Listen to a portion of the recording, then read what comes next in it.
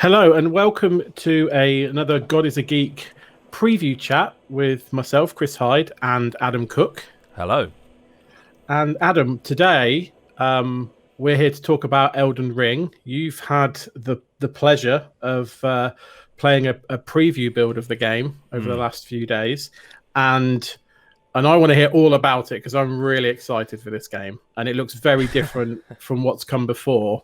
A lot of similarities, but a fair few differences. So I want to hear all about it. Well, that's the. Do you want me to kind of pull the rubber band off right away and talk about the similarities or the differences, or what do you want? Yes. So I think let's start with what's the same, and then let's talk about where it differs from the other Souls games. I think. So this is one that's gonna it's gonna inspire 1,000 articles because it's both a Souls game and it's not. It's kind of. It does feel like a kind of an amalgamation of all of their games.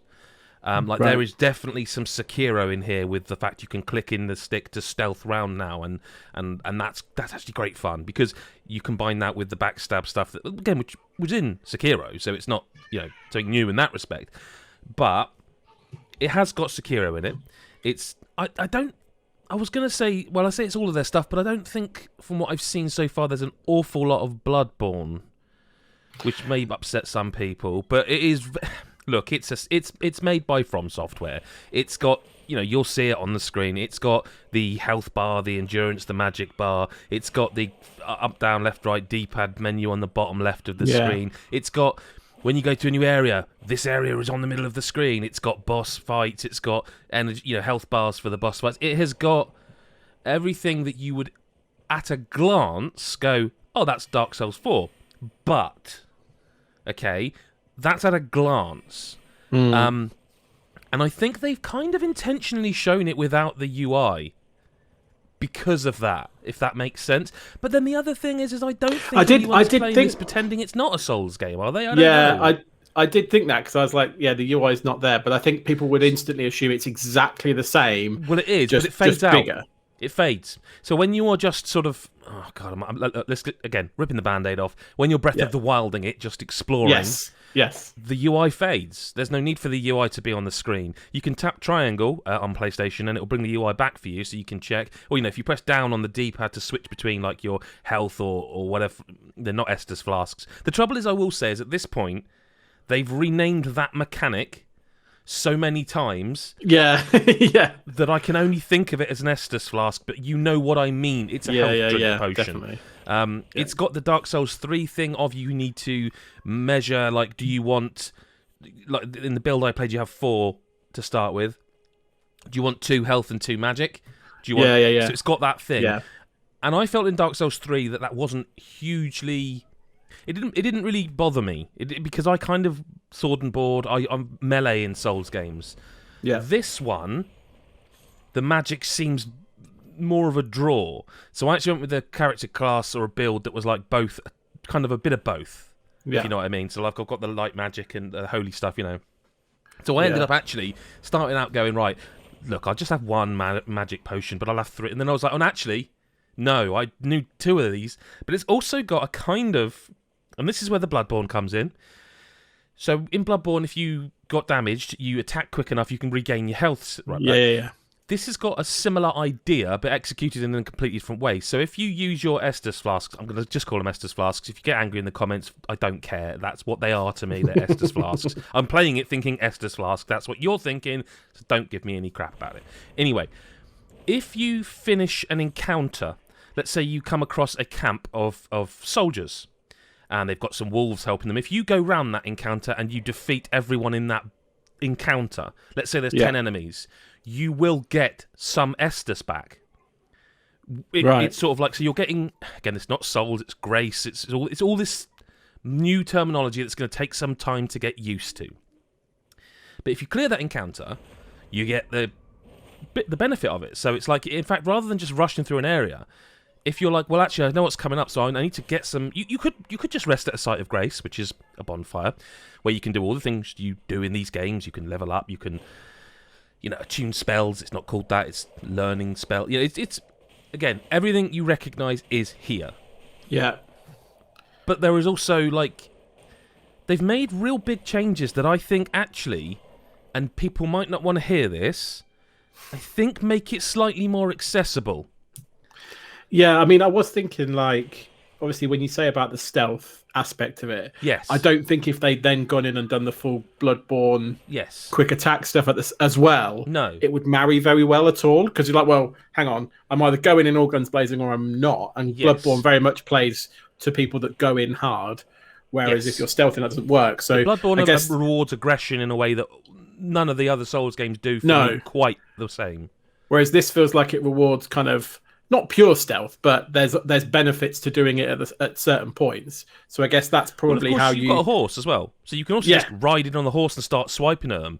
But then some of them have got horses, and if they hit you first, they damage you, and it's kind of that thing of, well, actually they got the first hit in, so I'm in trouble here, but I can heal. Like the other thing is as well, I haven't mentioned the jump button. Now the jump button, again, for a Souls game, is brand new. At first, I was like, to be able to jump and not just like just roll or leap forward over a gap. No, this is a jump button, and you can jump when you're on the horse as well. And there's like these sort of wind gullies that you can jump with the horse, and it's that from the trailer where you go whoop in the air. They're in certain areas. The jump button actually, I found most useful in terms of tactically that if you come up against an enemy with a great big shield, you can jump and then do a heavy attack which breaks their guard. Now, it might not immediately do it, but then if you sort of back off a bit and then do it again, you break their guard. And I found using that in tandem with the new kind of... So you can summon like different spectral abilities. Like there's a kind of almost looks like a Viking style guy that helped me do one boss. And this isn't like going up to a summon site or it's not summoning a player. This is like an ability you can use, a magic part of your magic ability to summon in certain areas, which there's like an icon appears, and there's like 3 wolves you can summon, which you can get in the closed network test, and it's like a hidden item. I think it was hidden. I'll get to that. I know I sound like I'm rambling, but there's so much to talk about. So I found it quite useful with these 3 wolves because they attack as a pack. So they attack as a pack, but they're attacking a guy with a shield. So I'm then jumping and doing my heavy attack to break his shield, and then they're just doing the business for me, and then I just start wailing as well. And it's almost like with them, 3 weak co-op buddies, but 3 co-op buddies nonetheless. Another huge change for me is that stamina now only matters in combat. So so not when you're running around. Not at all. Because that's the thing that first threw me. Like, if the UI fades away and I'm sprinting, how do I know what my stamina is? Yeah. And then I realised, I don't need to. And is that just when you're on the horse, or is that? No. That's both. When you're running around, so you can just run away from an enemy. But if you engage it, you're going to start losing stamina through attacking and blocking, and the same as you would in, unless I've completely missed something. I could not make my stamina drain just by sprinting away. Cool. That's good. It's also, I'm going to reference Breath of the Wild again. It seems there is a path you're supposed to follow, but it also is pretty much like, do it, whatever. And like, I think in the first 2 hours, I think I encountered 5 or 6 bosses, none of which were like critical path bosses. Every single one seemed to be optional. And that's like in the opening area. And some of them were like, look, people have seen it in the trailer. One of them's a dragon. And I thought, well, let's just see what I can do here. And I got on my horse, rode away, and started firing magic attacks at it. Because, you know what magic's like in these games. It's pretty strong. Yeah. And it wasn't happening. So I just was like, okay, there's no way I am fighting this thing right now. Goodbye, Mr. Dragon. And I just ran off. So while I'm sure while there are boss areas that are boss areas, critical path boss areas, with that dragon, his health bar came into everything, and I was like, nope, I can't damage him, I'm running away on my horse. So I ran away on my horse, and he's still there, probably throwing fire at stuff, Yeah. Did you find, because obviously there's a danger sometimes, well, there's 2 ways of doing it when it's an open world with there's bosses everywhere and things, whether you can go into that area, but it's ridiculously hard, and so you shouldn't, but you can, or every area is equally accessible in any order. And did you get a sense of like which way round it was? I think it's like the previous Souls titles, where when you go to an area that's like you think, oh, anyway, this is the right path, and then you just get absolutely beaten. You're like, oh, I'm not supposed to be here yet. Yeah. And I'm sure there will be people who can do it. You know, the people that play these Souls games, and it's just absurd how good they are. But I definitely got the impression that there was like, there's an enemy. Literally, when you finish the tutorial, there's an enemy you walk out to on horseback, and it's straight away you look at him from a distance, and you're like, that looks like a boss. But I've just started the game, and he's just roaming around this grassy. That looks like a boss. Sure enough, he's a boss. Now you can just avoid him. And I did, and then I went back and I was like, well, I've got a summon-y thing now. I've got this pirate guy, this Nordic thing, so I'm going to summon him, and I lost anyway, and then I went again and did it again, and it's like, okay. I don't, it's, these games are big, these games are long. It just feels like it could be the one man. This feels like, performance-wise, I'm impressed with it as well on PS5, so, you are playing on good hardware. I'm really... I went into this, not cynically, but as someone who was like, this looks like a Souls game. The same, yeah. Which is... It's interesting, because it's like... I mean, I really like those games anyway. I should say that, yeah. So it's not like... You just kind of... I think everyone was hoping this would be... I don't think anyone was thinking it's going to be completely in a direction, like, not a Souls game, but at the same time, you're like, want them to try some new things, a bit like they did with Bloodborne and Sekiro, particularly with Sekiro, that felt like it was trying something new, and this really does. Like I say, it feels like Breath of the Wild, like Skyrim, that kind of stuff, and then Souls, still Souls, but like trying different things with that formula. Which, I mean, to put it this way, like the first 2 hours, like I say, I think I'd done 2 or 3 bosses, and you, by the way, there's crafting in this game, and it's that thing of Breath of the Wild where you can just run around hitting triangle, and this one picking up everything like leaves, shit covered gold, literally excrement that's covered in gold. You do this, and after 2 hours, I think 2.5 hours, I suddenly stopped and went, should I be doing something with all of this stuff? Because I have so much crafting material. And I thought, right, I'm just going to stop trying to progress, and I'm going to go and explore. And so I spent an hour exploring, and I had somehow walked straight past another site of Grace, where there's literally a crafting bench and a guy. So you can basically you can reinforce your weapons. You can plus one. Right, yeah. And also there's a guy who's a merchant. I hadn't seen a single merchant, and I was like, well, okay. And he will sell you a crafting pouch. And it's like, okay, now I see, and now I can craft from my crafting pouch out in the wild. Which again, for this developer, for this style of game, being able to adjust, I guess, your tactics on the fly by crafting via what you find adds, I don't want to say more of an RPG element, because these games are RPGs in the fact that you're playing a role and leveling up and all that. But it does... Again, it's difficult. We are in November. This is out in February. I am not wanting to overhype it. I don't know how long it is, but based on what I've played, I think this is going to be an enormous game. There are dungeons. There are... At first, you feel like, okay, the changes are the changes. As you continue to play, you're like, okay, this is familiar, but very different. I play Souls games in a certain way. I tend to go sword and board, and I'm not doing that now. This feels different enough. Like, the enemy variety in the first few hours is just off the scale. Like, it's just... it's very... Souls games, you start, and there's like the kind of shambling corpses, and they are here, but like already in a few hours of it, you're seeing like, oh my god, what's that? And there's enemies that look like they come out of Bloodborne, like these weird...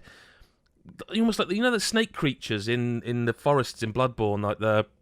made of snakes, and there's like one that's a bit like that, and it's like, wow, this is... And that's, for some reason, that's just on the beach. And it's like, okay. And I thought, again, I was like, well, that's not a boss, because there's 2 of them. So let's just ping a quick attack at it, magic attack. Oh no, okay, bye. It's not even touching it. People are going to be excited about this game, and I want to be able to be like, just temper your expectations, calm down. We don't know. I can't say that, because I have gone from not cynical but cautious to like, oh my god, oh my, I want to play God. More. Like, like, it's behind the camera, I guess, a little bit, but we were about to play a bit of New World, which you and I have been playing, and then you text me back to say, okay, I'm ready, and then I think I didn't reply for an hour. I was playing Elden Ring. Yeah. Because I was like, I stop. And also there was that thing of, I need to stop because this is not out for 3 months. And nothing I do right now is going to matter in 3 months. I will have to start again. And, I mean, I think unless something goes hideously wrong, I think this is the one. I think this is going to be the one for a lot of people. So, yeah. Yeah, I mean... 2 thumbs up so far. Yeah, I mean... From what I've seen, and even more so from what you've said, I mean, I can't wait for February. It feels like I'm ready for another one of a Souls variety anyway. I didn't think I was. That's the crazy thing. I was like, I actually remember saying, it might have been to you or to Mick, I think that this genre and me are kind of done. I actually thought that was it. I didn't think I'd ever feel the way about one of them. That Bloodborne got me. Bloodborne's my favourite. I didn't think I kind of felt like, right, my time with these is done. This is a special feeling game so far. Well, I mean, February, it's not long. We haven't got long to wait. I mean, I know you'll say, not long now, 4 months. Well, cheers, Adam. That's whetted my appetite. I've now got to wait till after Christmas. But just watch the footage over and over again. Yeah, just it will feel like I'm playing. Really can't wait. Can't wait for that. Can't wait for February. And if you've enjoyed this preview chat, then head over to godisageek.com. Got lots of reviews and previews on there, and tell us if you're excited for Elden Ring 2. We'd love to hear from you. What are you most looking forward to? Have you got any other questions that you want us to answer? If we can, then let us know. So yeah, that's all from us. So say bye-bye, Adam. Bye-bye. Bye-bye.